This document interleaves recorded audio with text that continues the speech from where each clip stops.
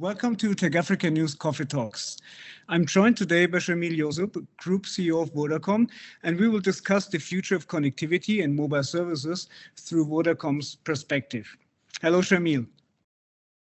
Hi, Kim. Thank you for having me on your show. Thank you. GSMA has released the Mobile Economy Sub-Saharan Africa report for 2022, which actually finds that closing the mobile internet usage gap is the way to reach the full potential of the mobile connectivity. And there you see that 40% of the adult population is connected to mobile internet today, but another 44% that live in areas they're covered by mobile broadband, but they're not yet connected. So why do you think this usage gap today still exists, and is it the cost of devices, digital literacy, or something else? And as another question, how do you think we can overcome these challenges and close the usage gap? Yes, I think, Kim, the issues are actually not one or the other. It's actually a multitude of different issues that we faced with. One is, of course, coverage, and being able to provide rural coverage into areas which are less economical, or populations are more sparsely populated. So having the right model for that and really driving digital inclusion, I think, is key. The second one is, of course, affordability.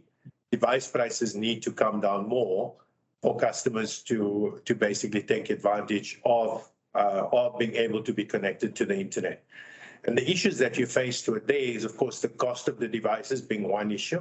But secondly, and more importantly, is the duties that government levy on top of the phones, which can be as much as 40 to 50%. And so what it does is it actually prohibits digital inclusion. So, I think that's also a big part of what is needed. And then, of course, financial inclusion is or lack thereof is again exacerbated by the fact that you don't have the connectivity and so on in these particular areas. So what do I see as the solution? Well, what we're doing, we believe that we exist to connect people, and that's very much our purpose, and that we want to connect for a better future. And I think we've come to the point that, realizing that we need to reimagine the issue. So our modus operandi has always been fewer markets, well-capitalized market leader in the markets that we operate in. And that's been very much our modus operandi. Of course, that's not true for Ethiopia, but I mean, we've already, just over a month already signed up 1 million customers, and there we've come in as a challenger. So I think a big opportunity to further grow that market. And then, of course, Egypt is just being added to our portfolio now as well. So what we want to do is we've come up with an innovative model where we're partnering with other mobile operators, but also with developmental funding to be able to create a rural coverage entities by country, so that we can take rural coverage into those areas which we didn't have before. And I call it reimagining the problem, because what we'll do is we'll do a revenue share with the lender to be able to make sure that we can connect those particular areas. So we have a deliberate plan of how we're going to drive that inclusion. We have a similar plan for fiber and how we can take fiber into our markets and be more aggressive in terms of the connectivity part.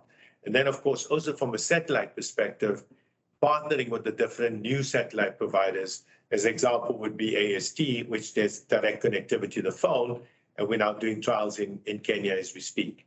So, these type of things is really harnessing in a combination of rural coverage plus satellite, we think is going to help us to cover those areas in the markets in which we operate. And there's, over 520 million people in the markets where we operate today. So, I think that's going to be a big step forward. Then from an affordability perspective, we've come up with different pieces of being able to provide handset financing to make it more affordable for customers to have access to devices. And I think that's also going to be a key part in the way we're structuring it into daily, weekly payments. I think is going to be really, really key. But one of the things that we do need help with is governments to see the light, so to speak, of actually reducing the duties. Because if you drive digital inclusion, you're opening up that market to a lot more capabilities, but also helping them to access their products and be able to sell their products. So we also see financial inclusion as being key to that. And you'll see with the super app launch in South Africa and Kenya and now Tanzania, and actually if we can take our super app to all the markets, it allows little merchants that were restricted to now A, have connectivity, but B, also be able to put their products into a marketplace and sell it beyond the geographical area. So, you can, if you were in Mombasa in Kenya, as an example, you can now sell your products throughout Kenya. And hopefully with the Africa trade agreements and the relaxation of borders for customs, it will create so that you can sell it throughout Africa. So it just, I think that's how you can help create. But governments also have to play their role in assisting to drive the digital and financial inclusion, because what will happen is, as these people sell more, there'll also be more taxes that can be earned in the process. That's true. That's true. Thank you for that. It was very interesting. So if you look at connectivity itself and digital inclusion as a way to reduce the inequality and for better lives of the African people. So on one side, we have the educational, we have the financial services, healthcare, etc. So it gives a huge impact to the mobile connectivity in the market. So how is Vodacom actually contributing? I mean, you mentioned a lot like the super app, then also to ensure coverage in certain areas where today is no coverage. So what would you say are the most important things? I'd say that the most important things, of course, is the partnerships that we're creating and being able to extend that coverage. And we're looking, of course, for like-minded other network operators to work with us to be able to do that. And that becomes quite powerful when you're starting to do that. The second part is we're partnering with the likes of Google and Facebook and whatever subsidies they can do, because they benefit indirectly as well, right? So as we grow out, if the more we grow out connectivity into an area, the more ad customers or advertising customers they can gain. So, if we're all working together with the sole intention in mind to drive digital inclusion, then, everybody benefits. And almost like the one end washing the other, I think those partnerships really become crucial if we want to drive digital inclusion. So, under our Connected Africa part, we encouraging people to partner with us in this respect. And and even if it's underlying connectivity. So example, with Facebook and Google building undersea cables, or even building, cross-country connectivity. This has the role of facilitating the opening of those areas, because you need the backbone, then you can build on top of the backbone, fiber to the site or microwave to the site and so on. So it's, we're trying to coordinate all these efforts to try and reach the end goal. Yeah, that makes sense. That makes sense. So Vodacom has been developing accessible digital financial solutions and enabling financial inclusion itself with both the VodaPay super app and also the M-Pesa, so that are now serving, correct me if I'm wrong, over 63 million people. So why is financial inclusion so important for the continent? Well, I think what it does is it helps to digitize, and it helps you to be able to deal with some real life problems. So example would be just sending money home securely is where something like M-Pesa started off, but it's become so much more, right? Because from there you can now pay your bills, you can do different things, but importantly you can also take a loan. And that sometimes buys you over until your next paycheck. So it has some real life use cases, which I think is very useful. So that's the first part. Secondly, now with our merchant play, but also merchant advances or merchant lending, I think that becomes a big opportunity for little what I call street vendors to be able to take a loan and be able to facilitate. So say you were selling apples, you go buy. You got the capital now, and you needed, say, $200. You can take the $200, go buy a couple of boxes of apples, sell it, and then pay for it, over the next few days. And this availability of nano financing, both from a consumer perspective and a merchant perspective, I think becomes crucial. But also creating a savings culture. And that's one of the big opportunities we see, that you'll be able to invest. So whether you're taking government bonds or fraction ownership of, of shares, whether it's a Vodacom share or Google share or a Meta share, these things become really, really important. So it allows you to invest as little as $1 or borrow as little as $1. So your ability to nanonize things and make it accessible to people, I think it really becomes really important. And that's how sometimes access to funding can be really worthwhile. So all platforms are being used for things like fertilizer subsidies, targeting the right people, social grants, all of these type of products and services, I think are really becoming useful to customers. Even things like insurance, funeral insurance, life insurance, and the ability to bite-size the payments as well. So giving people the ability to pay daily or to pay weekly, I think actually opens up a whole new segment and allows people to save towards different things, but also to have access to that funding, I think becomes really, really important. So, our whole merchant enhancement plan of allowing merchants, our point of sale devices, our Paysa tills, our access to small loans, all the way from a $100 loan all the way to a $100,000 loan. Okay. Connecting them through our trading platforms, our VodaTrade platform, where effectively you can connect small businesses to FMCGs, our invoice financing products. So there's quite a few different products that enable and empower all at the same time. So there's a lot of flexibility for the merchants and also for the end customers. That's right. That's great. So last week you published a paper on financial inclusion sub-Saharan Africa. So how do you see the future of financial solutions, and what goals you have in mind for Vodacom? I mean, you mentioned already, I guess, the insurance for funeral, the loans, etc. So it's getting more and more diverse. So, I mean, firstly, and most importantly, we want to increase our customer base. In the short term, we've set ourselves a target of 75 million customers. We're already at 63. I'd like us to get to 100 million financial service customers in the near term. Also, increasing the number of merchants that have access to our products. So, bringing on at least another 1 million merchants onto, across our market, so that they can essentially be able to sell their different products. Now, those are ambitious, ambitious targets, but I think they become really critical if you really want to drive proper financial inclusion and so on. And I think also speaking to the needs of different countries, engaging with some of the regulators across the footprint. Some are very focused on creating an investment culture, as an example.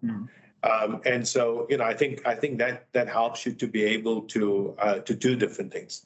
Also, for me, I think the power of a digital platform and what we're doing with our marketplaces through the Alipay relationship, but also in our Paysa app, where we've included the Alipay mini app capabilities, is it's opening up the service. It's allowing thousands of people to sell their products through our platforms. And I think that becomes really enabling for them. So, beyond your geographical area. And so you're increasing your capabilities in that respect as well. So I think those are really crucial going forward. Yeah, and I guess there's so much potential to grow in different areas because you grow with the market. I mean, if we see that today 50% of the population Africa is below 25 years. So how does that affect the way of Vodacom is positioning itself with its products and services to develop this kind of pan-African MNO? Well, I mean, you would have seen in the last couple of days, we launched M-Pesa Go in Kenya, which is essentially talking to kids, M-Pesa for kids. And that's important because they start to, with, of course, adult control and these type of things, but they start to be ingrained in the product, both from a financial inclusion perspective, but also understanding what's possible, in terms of growing up with this financial inclusion already being part of their daily lives, if you like. Yeah. So yeah, I think those measures are important, but then also helping governments. You'll see our insurance portfolio is also expanding now, and what our insurance platform launching into different countries also gives you the ability to do different things. So an example, one of the products that we saw in China was mutual insurance, where you can disrupt the insurance market. So you say, for instance, you wanted to insure, customers for cancer. There would be a minimum requirement of how many customers that you have. But the way they did it in China when they launched this a couple of years ago was effectively they disrupted it by changing the whole model around. So you pay no premium. So you can insure people for cancer with zero premium. The only time a premium is paid is when there's a claim, and then it's spread across the base. So if you've got a minimum amount of users that opt into the service, effectively you can now make it affordable for people to do it. And I think that's the power of digital. The power of digital is it allows you to do small transactions. It allows you to communicate directly with the customer. And whether it's insurance transactions or lending transactions or investment parts, banks would normally not have taken those customers because it's too much work for, let's say, a below $10 investment or $10 loan or taking a low-cost insurance product. But this gives you the power to disrupt all of that and actually disrupt from the perspective that you're bringing in a wider part of the population and really driving financial and digital inclusion in different ways.